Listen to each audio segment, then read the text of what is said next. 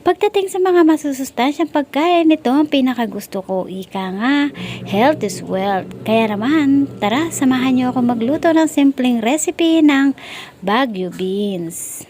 Sa isang mainit na kawali, maglalagay tayo ng konting mantika. Igisa na natin ng 3 butil ng bawang. Ilabas lang natin ang aroma nito, tapos pwede natin isunod ang sibuyas.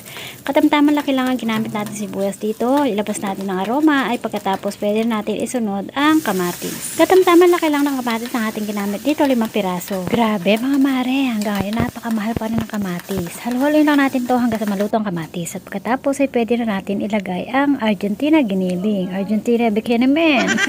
Kalahati lang yung Argentina giniling ang akin nilagay. Yung 150 grams ang aking ginamit. Kasi nung isang araw, ginamit ko naman sa ibang niluto ko ang kalahati. Nilagyan lang natin ito ng konting tubig para naman hindi tuyong-tuyo ang ating niluluto.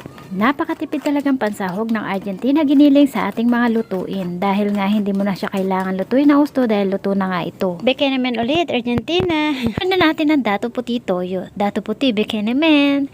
Tapos, lagyan na natin ng sarsaya, oyster sauce, konti lang, sarsaya, bikini man.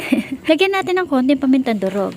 Halo-haloy lang natin ito para mag-combine ang mga pampalasa nating nilagay. At pagkatapos ay pwede na natin isunod ang Baguio beans na ating hiniwa. Pwede rin naman manok ang gamitin ninyong pansahog dito. Pero ako dahil nga wala akong manok na nabili, kaya Argentina giniling na lang aking nilagay. Halo-haloy lang natin ito na mabuti para mag-combine ang mga pampalasa na ating nilagay. At pagkatapos ay takpan lang natin ito ng hanggang 3 minutes para maiwasan natin ma-overcook ang ating gulay. Pagkatapos ng 3 minutes ay luto na nga yung ating Baguio beans recipe.